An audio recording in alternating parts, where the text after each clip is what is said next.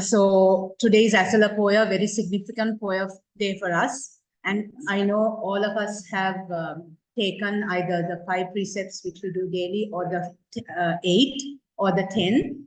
And we are all in very good vibrations to hear the sutta.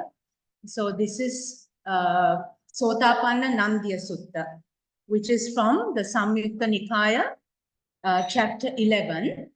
Sotapatti Samyukta, that is connected discourses on stream entry, 5540. So in this sutta, we see that Sotapanna is in brackets. So it's probably a prefix. And so the sutta could simply be Nandiya Sutta. And because there are a few in this name. And it's mainly about stream winning. And I think in our journey and why we are coming so many times to this Maitreya Hall, listening to Dhamma talks, I think this is one of our key necessities as a Buddhist on the path, this level of stream entry. So this sutta is a very instructive sutta on the necessity of meditation and mindfulness for spiritual progress. Pardon me, audience in the Zoom, because if I don't look at you directly. But today our program was also about that. We had mindfulness, we had meditation, and Bhikkhuni, who was previously here, touched on that. So I'm not going to really, focus too much on that because we already know it. But since the sutta mentions, I'll take the points from that. So it's a mental cultivation that we need for true reality. And the theme is that we should at least try to become a stream enterer, Sotapanna, in this very life. Does anybody, or do you have that aspiration? Because that is my wish. Every morning as I wake up, I envision that everyone is free from suffering, and at least we have this state of Sotapanna, that I think in certain times of our life, we may be in that. We may be wavering in and out. We don't know. But still, we need to find out we need to be there. And that's a guarantee. So I'll go on to that. So this Sotapanna Nandiya Sutta is towards the end of the Samyukta. Way over there. Such a large book, but it's way over there.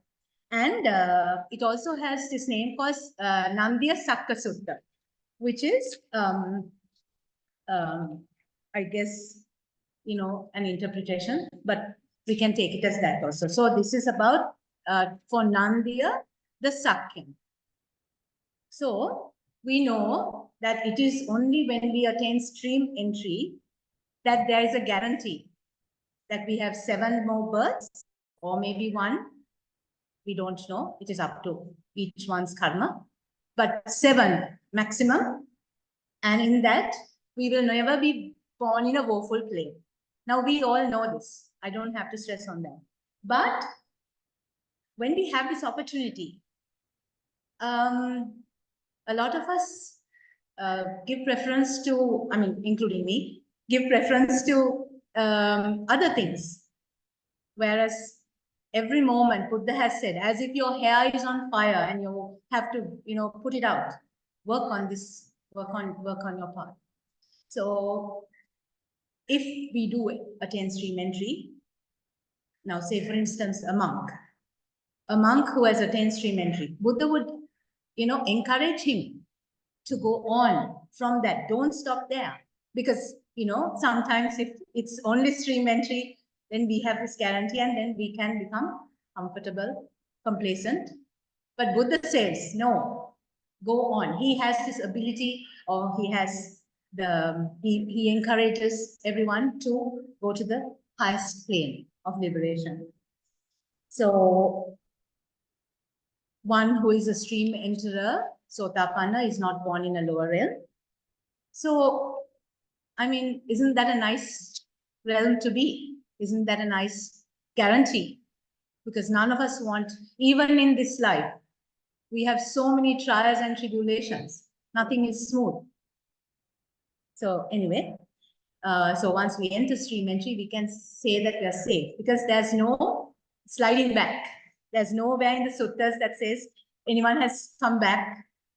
And because a Sotapanna could never break the precepts, not even by accident. So the beauty is that Buddha said anyone can attend this. Absolutely anyone can attend this. And if we make proper effort.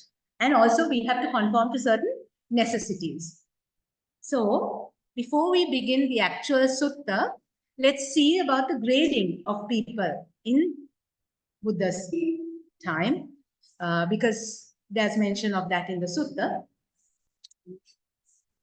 First we see Andha Putukjana. So we know the word Putukjana, we are Putukjana, but it mentions Andha Putukjana, so blind. And so there are wordlings who, blind in the sense, who don't bother about the precepts. And they do what they like. And then subsequently they ask, why am I suffering like this? Why does this happen to me? So that's Andha Putukjana. Then we also, they are not walking on the path or they're far from it. I guess we know a lot of that, we find some of them in our society. And then they keep on craving for more, and then there's no end to that suffering. Then we have the Kalyana Putukjana.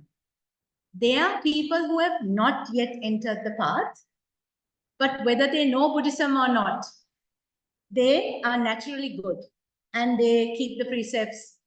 They are on the path. At least they adhere to the 5 precepts to their best effort. And then they are known as good worldlings. Now, for example, we know people in the Jataka stories we've heard, they are good. In the sense, this virtue, that ideal, they have brought it from their other lifetimes. So they are naturally good. But then that they don't necessarily have to be Buddhist, but they are meditating, they're keeping the 5 precepts. So we see that kind of person also in society. So that's why sometimes, let's now refresh our memory on this wonderful state of stream entry. We are not novices. All of us know what this is about, but I'll just touch on that. I know all of you are aspiring for that, at least in this life. Now, in the Samyutta Nikaya, I'll just read this part before we go on to the sutta. This is from Sotapanna Samyutta, the first discourse, not Nandiya Sutta yet.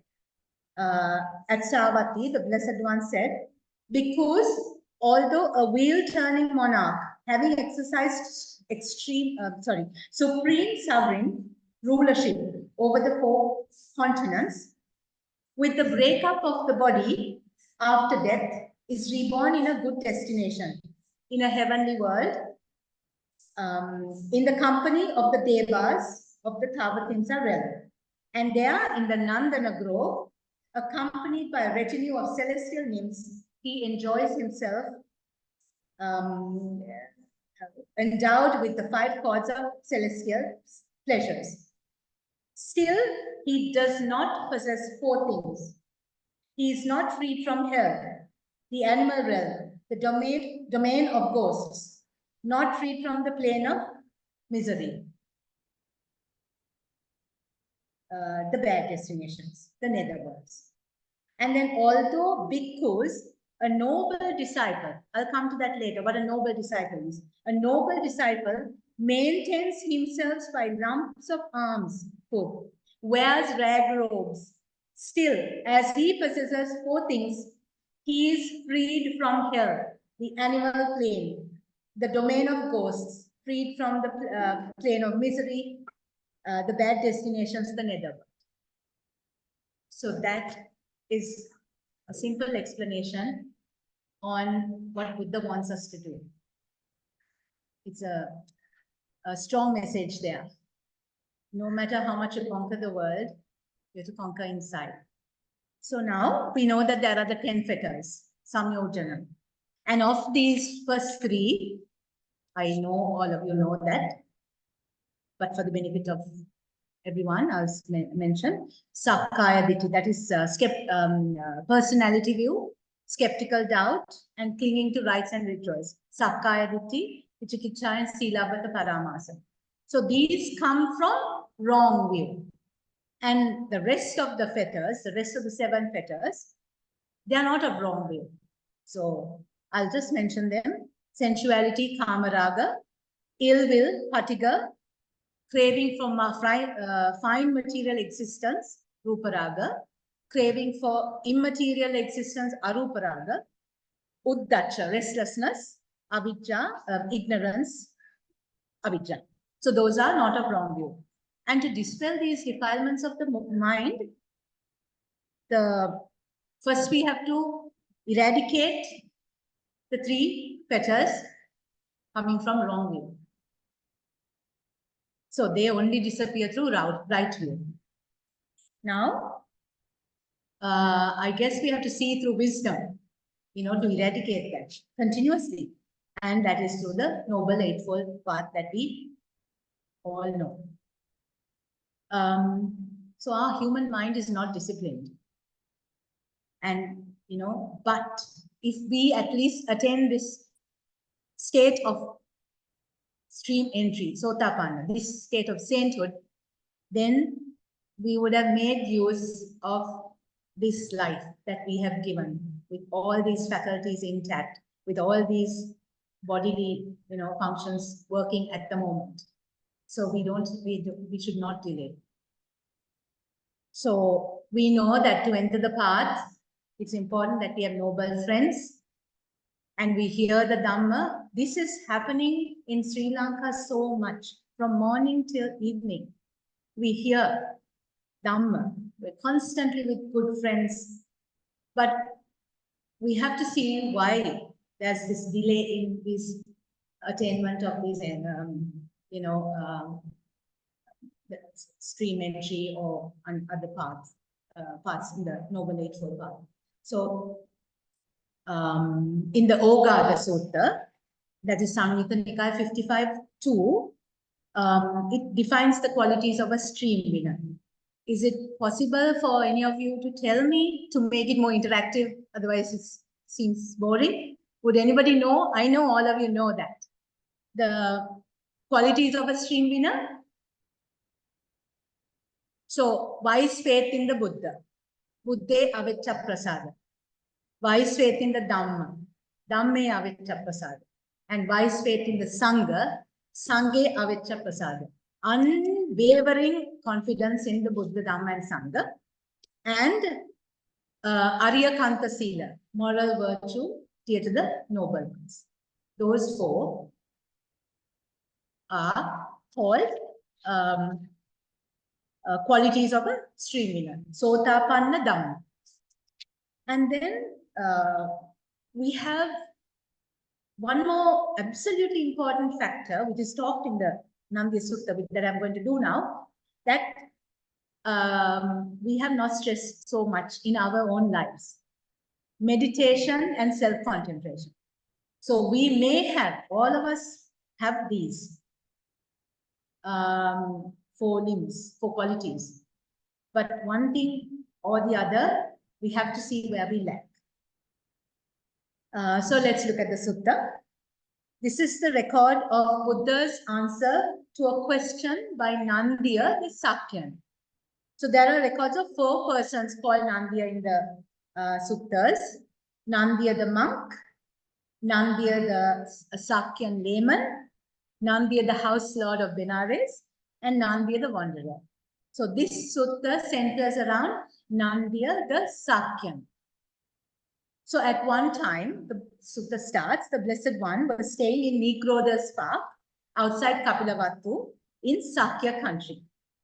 So the Sakyan Nandiya approaches the Blessed One, saluted him, and sat down in one side.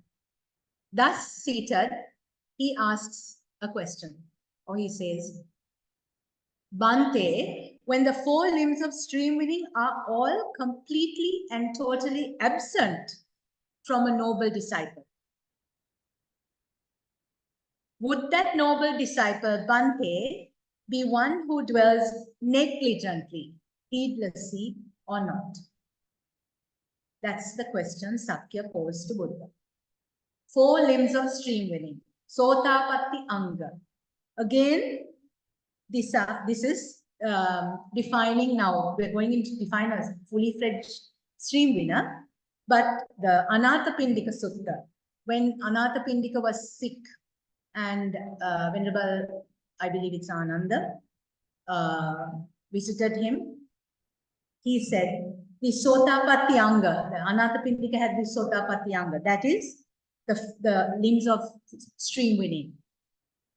What I just mentioned, the 3 jewels and moral virtue dear to the noble ones. So, Buddhe Avecchaprasada, Dhamme Avecchaprasada, Sanghe Avecchaprasada, and moral virtue dear to the noble ones, Arihanta Siddha. So,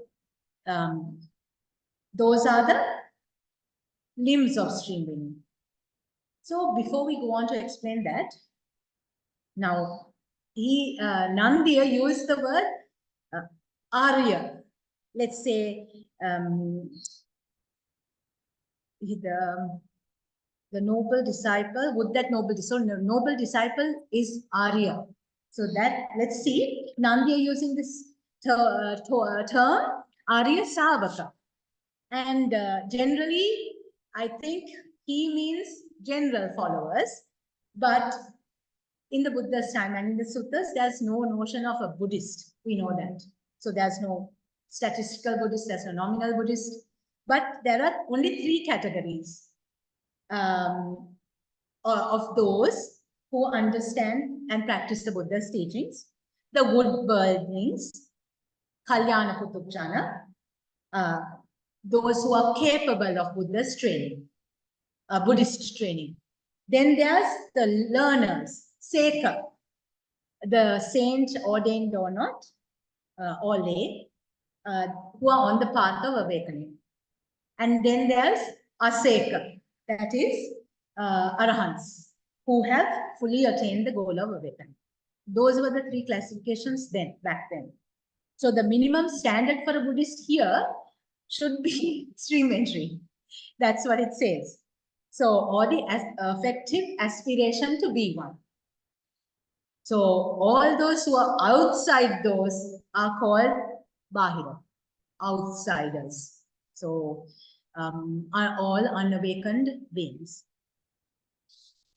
So in this sutta, Arya Savaka means they are not stream winners. So Nandiya is simply using this word as a noble disciple in a broader sense. So if someone doesn't have the 4 limbs of stream winning, no faith in the 3 jewels, and no moral virtue, it simply means he's a follower of the teaching. So it could also refer to the stream enterer, the once returner, the non-returner, and the arahant. A person, it means a person who is not swayed by the vicissitudes of life, basically. That's what they meant by Arya. So, but it's interesting. So Nandi is using this in a broader sense, and it's interesting to note that Buddha didn't object to Nandi as using that word Arya, but he himself used it later on. Indeed, Nandiya, I'll read the thing. When the 4 limbs of stream winning are all completely and totally absent from a noble disciple, he's an outsider who stands on the side of the worldlings, I say. So, how Nandiya is a noble disciple, one who dwells negligently or heedlessly, and one who dwells heedfully or diligently. Listen carefully, Nandiya. Pay attention, I will speak. So now Buddha comes to the real crux of the matter. He is going to talk about the difference between a true follower and one who is not. One who is dwelling negligently and one who dwells diligently. And he's going to take this whole sutta actually elaborates on those 2 kinds of people. And how Nandiya is a noble disciple, one who dwells negligently. Pamada Vihari. He does not go beyond faith in the Buddha. Does not go beyond faith in the Buddha. So here Nandiya, a noble disciple, has wise faith in the Buddha. Then he says, so too is the Blessed One, for he is an Arahant, fully self-awakened, accomplished in wisdom and conduct, welfarer, knower of worlds, peerless guide of persons to be tamed, teacher of gods and humans, awakened, blessed. What are these qualities? The 9 virtues of the Buddha. In Sinhala, we say Nava Arahadi Guna. So notice Buddha says the person has wise faith in the Buddha. Now we have people who are like that, who are not awakened. They have wise faith in the Buddha. They examine the Dhamma, but they are content to stop there. Content with that wise faith, he makes no further attempt. So, nor in seclusion by day, nor in solitude by day or seclusion by night. That's part of the sutta. This means in daily practice.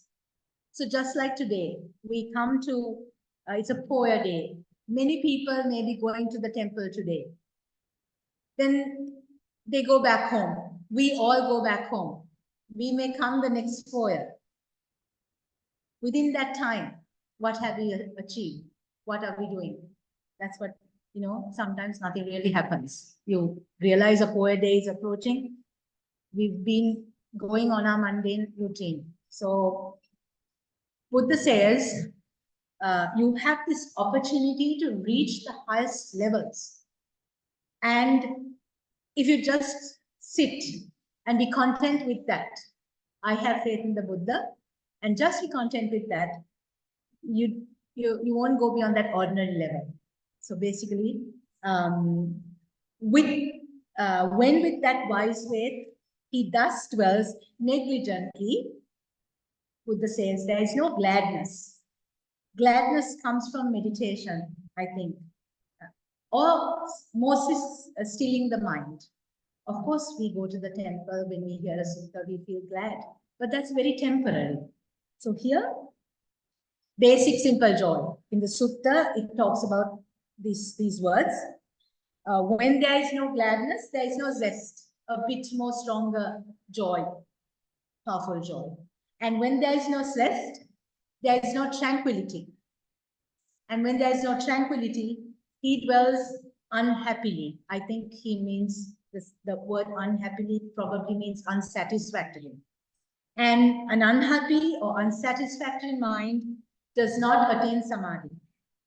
And when this mind does not attain samadhi, phenomena do not appear. The dhammas do not appear. This is that key passage that we have to take and understand before we go on to the rest of the sutta. So like I said, wise faith in the Buddha. We are happy to be Buddhists and we are stuck there. So we come to the temple, recite Pirit, we do talks, like me. That's about it. Some gladness will definitely arise. I mean, we'll be happy listening to the talks. It's very temporary. So this Pali word for gladness is pamojja. Comes from this root mudita. And there's pa as a strengthening word and moj in front, a strong sense of joy. So what the Buddha is saying is we start with joy and we have to build it up. We have to build that joy up. And when you build it up, it becomes piti, zest, with more exuberance, and it becomes stronger. Then it settles, then you have peace, sukha, and with that peacefulness or that result of that progressive joy, you become happy, comfortable, sukha. And you're not moving around, you're just content to be just that way. Then samadhi, some level of concentration will arise. Notice Buddha has not mentioned any jhana here. So we are not talking about the jhanic level. It's just basic concentration. And Buddha says only when you have samadhi or that level of stillness that the phenomena appear. Now, about a few, I think about an hour ago, when we had a bhikkhuni, Reverend Bhikkhuni here, she got us to sit and contemplate on ourselves, go within. That's what they're talking about, the arising and the falling of phenomena, whatever comes within us. We don't reject it. We just observe. We don't react also. Because when you react, you create more karma. So what you call a prapancha, I guess the word is, when you have a thought, you don't go, keep on proliferating. That's so here in this case of the householder who doesn't cultivate samadhi, the phenomena dhammas do not appear. The Pali word, this dhamma, or sometimes dharma, they loosely translated as mental states. And then here it is referring to noticing the rise and fall of phenomena within us. The nature of impermanence in everything at every moment. So the Buddha taught us that all phenomena, including the thoughts, the emotions, the experiences, they are marked by three characteristics. Impermanence, anicca, dukkha, anatta. So in this sutta, Buddha is talking about the mental phenomena as dharma here. And in other words, you don't notice the nature of thoughts. You don't notice your thinking. Sometimes it just happens to us. Our thoughts have gone so far. We've become angry or we've become irritated, but we realize it only when that strong state appears. We don't realize it's starting. So here the dharmas is to realize at the beginning, catch it at that moment. So someone recently some modern psychologists have come up with this interesting new idea. I think someone in Maryland wrote a paper on something like there's nothing as a conscious thought. That means we are not aware of our own thoughts arising. And when we are not aware of it, it's long gone. We have reacted in our minds, we've maybe reacted physically. So then you notice how silly it was to react in such a way. So the point is to catch it at that moment before all those things happen. And that is called wisdom. But while you are in it, you don't know what to do sometimes. You're within that emotion, so strongly caught up. So lately, I have started this practice where when a thought arises, say a worrisome thought, I just notice that it's a worrisome thought. And if I allow that worrisome thought to go on, it will create more and more things and I'll become stressed. So I just stop it. It's just a thought. And it's easy when you catch it and when you stop it from there. But it takes a lot of practice. And I catch those only very, very small, at very small periods, very, very small, maybe in the night sometimes when I'm still, not during the day. So I have lots more practice to do. So we are not really conscious of what is going on within us.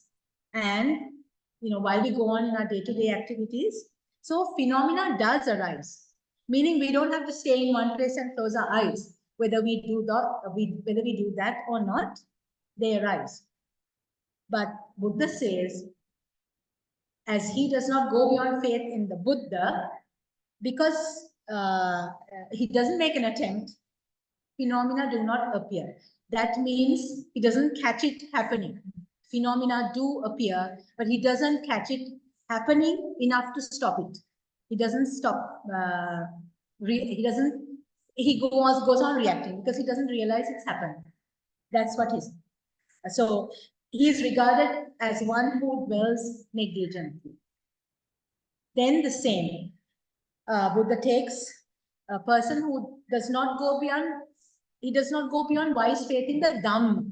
Now Buddha takes the qualities of the noble Dhamm. Well taught is the Blessed One's true teaching, visible here and now, immediate, having nothing to do with time, inviting one to come and see, accessible, to be personally known by the ones. So, in other words, this person knows the Dharma. He knows the Dharma true enough. Content with that knowledge, content with having wise faith in the Buddha and having wise faith in the Dhamma, he makes no effort in solitude by day or in seclusion by night. So here we take, for example, someone who has intellectual knowledge of the sutras. But he just stops there. He doesn't spend quiet time going within. He doesn't spend mindful time. Otherwise, he doesn't practice meditation. So, in other words, they don't cultivate the mind. And as they don't do that, Buddha says, he thus dwells negligently. Then Buddha goes on to say, in this sutta, many things are repeated, quite often. When he dwells negligently, there's no gladness. When there's no gladness, there's no zest. I explained this earlier. When there's no zest, there's no tranquility. When there's no tranquility, there's no happiness. And he dwells unhappily. The unhappy mind does not attain samadhi. And when the mind does not attain samadhi, you will not be able to see reality right before you. That is phenomena appearing and disappearing. So this is a very interesting way and helpful way that the Buddha says what we should be experiencing as Buddhists. So, of course, we do experience impermanence in our, daily life. We see people passing away. We see things happening and not, disappearing. But that's just it. So when this is where we have to have our mind well prepared. And to contain that experience, for that experience can change you. So it's just like listening to really good music. You listen to the music, you hear all the different nuances in it, you see how capable the musician is. That is only when you sit or you really listen, not if you're running up and down doing our chores. So perfect mindfulness or stillness. So the Dharma is like that. You have the teaching, you have the suttas, they are just words. So the Dhamma it's how the Dhamma is taught, but how you understand it and how it affects you is what you have to analyze. How about a busy person? Take for me, for instance. How do we practice it? We may not be able to spend hours like the renunciants, but every moment being mindful, being aware of the rise and the fall. Now, in the morning, we came here with a lot of anticipation, with a lot of wanting to hear Dhamma and practice it. And now the day is waning. So this is also ending. So that reality of nothing being permanent, we have to actually, understand it within. Things are very much easier when that happens. So you go through these changes with understanding, with inner calmness. And now let's see this talk. I started this talk about half an hour ago. In about 15 minutes, we'll be done. So that's impermanence. It's right there in front of us. So time, we see the change, and then we look at people, we look at our friends, our relations, how they have changed. Everything is right there if we want to take a lesson from all of that. So, but of course we can decide to stay. This is our only life. Why should we not enjoy it? We'll enjoy to the maximum. There are people who say that too. This is not that we are not enjoying. We do enjoy. If we have a good meal, we are grateful for that meal. We thank the meal and we have it. But we know that that meal is not going to last. It's that constant craving for that situation, wanting to have more, that we have to get out of. So, if you have a plate of food, it's not you have to detest it.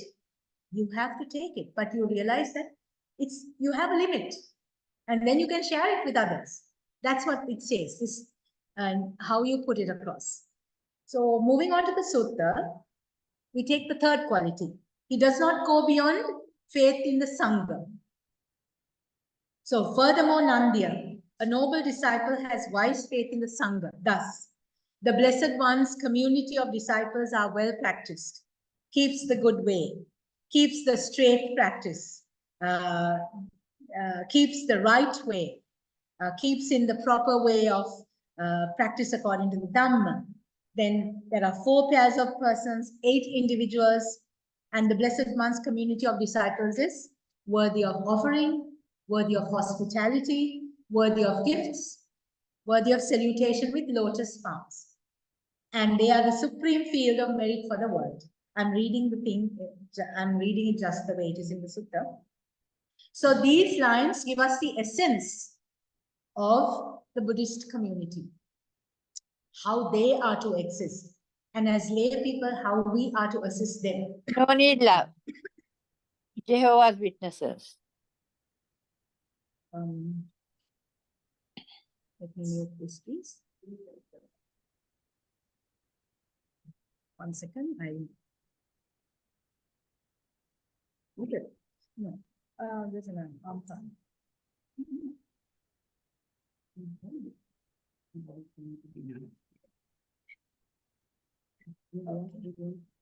So I'll go on just like that.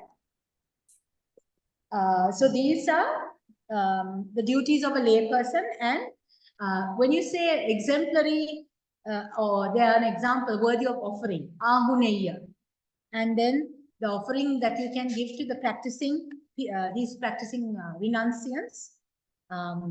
You know, sometimes we give so many things to so many people, but it says give it to the monks who will use that and you know, aspire for higher levels. So I'm putting it in the context of the sutta. And then show them hospitality when they come home, offer them food, and then dakineya of gifts. So, you know, you can offer the Sangha by way of the 4 requisites. And then we also have this customary greeting, acknowledging each other, that we all can attain certain levels of awakening. So the Sangha is the highest pillar of merit. And there are renunciants who are not, they're not for money. They earn a living through the Dhamma, and then if we don't feed them, they'll just finish their life just like that. So we take it in that aspect. So the Vinaya provides this link between the lay and the Sangha, and they continue to live with what we offer them, and they continue to go on that path, work on their path. So that is the Sangha. So the Buddha says, this person is quite content with wise faith in the Sangha, and that's it. So they don't go further than that. They stagnate, in other words. They don't go into solitude, they don't cultivate their minds, and then they don't practice. And he who makes no effort to practice in solitude, in seclusion, at night, gladness does not arise. And that same few stanzas that has been repeated earlier. I'm not going to say that again. So this is an important message which we can, you know, there are people who say we don't need to meditate. I'm a good Buddhist. I don't harm a single insect. I don't break the precepts. I don't do wrong. I don't need to meditate. So mostly this is that we have to correct, that process of thought. So now he takes the 4th quality, Aryakantasi. He does not go beyond moral virtue. So he keeps the precepts diligently, Religiously, he keeps the precepts. So he's a noble person. But he's stuck there. He does not go on to cultivate his mind. So this whole section again, that gladness will not arise, zest will not arise, tranquility, samadhi, all that. So it's a kind of, this is the kind of meditation we need to be a stream winner. So if we have those 4 limbs of stream winning, faith in the Buddha, faith, unwavering faith in the Buddha, Dhamma, and Sangha, and moral virtue, we still have more work to do. That's what it says. We need to meditate, or we need to go into seclusion whenever possible, and we need to go within. In other words, reflect on the impermanent nature of things. See the Dhamma arising, the phenomena arising within us, or the rise of all of the things. So here the Buddha stresses on the person who has only wise faith in the Buddha, Dhamma, and Sangha and the proper moral precepts, and that he is not able to attain much due to lack of effort to still the mind. So that's the most important thing for us. So it appears that we have taken the 4 limbs of stream winning for granted. We have it, we think we have it, and we've taken it for granted. And we don't harmonize those faculties. As in, we have this, we have merely nurtured these faculties, the faculty of faith, but without that of wisdom. So this Indriya, Panindriya. And then we have nurtured the faculty of effort without that of samadhi. So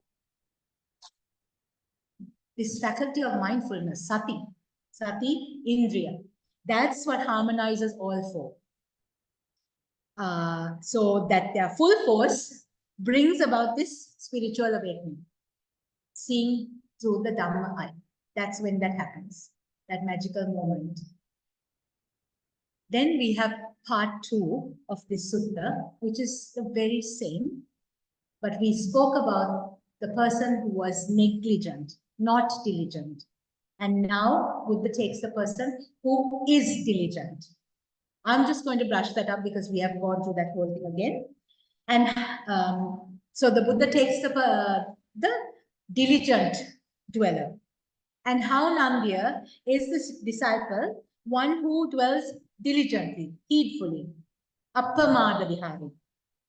He goes beyond wise faith in the Buddha, the Dhamma, and the Sangha, and moral virtue dear to the noble ones. And when he dwells thus, diligently, what happens? Gladness arises, pamudra. When gladness arises, we have zest, piti. And when zest arises, there is bodily tranquility, passaddhi. And when the body feels tranquil, sukha arises, joyfulness, the happiness. And then the happy mind attains stillness or samadhi. And when the happy mind attains samadhi, phenomena appear. The gist of that. And when phenomena do appear, he is able to see things as they really are. And he is one who is regarded as diligent. He dwells diligently.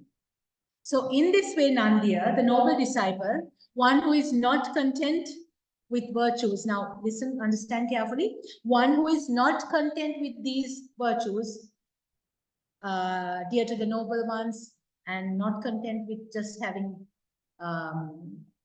faith in the Buddha, Dhamma, and Sangha, he continues to make effort in solitude by day and in seclusion by night.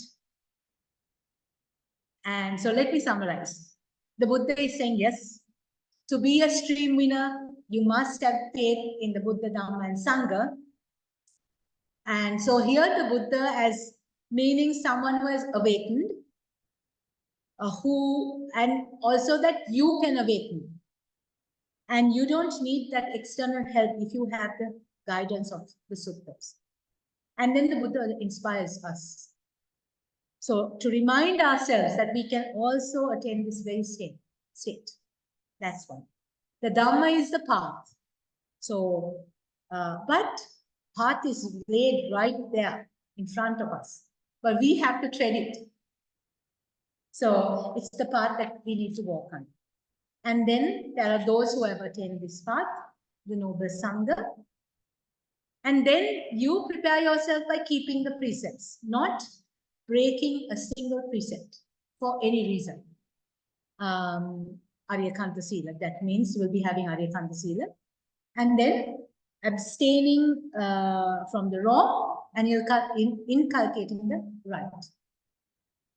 So that's the discipline of the body. And discipline of the body here also means good health, good mental health, good physical health, and right speech, right thoughts, which lead to a joyful, peaceful mind. So you see this simple level. We begin at this simple level. We start doing things.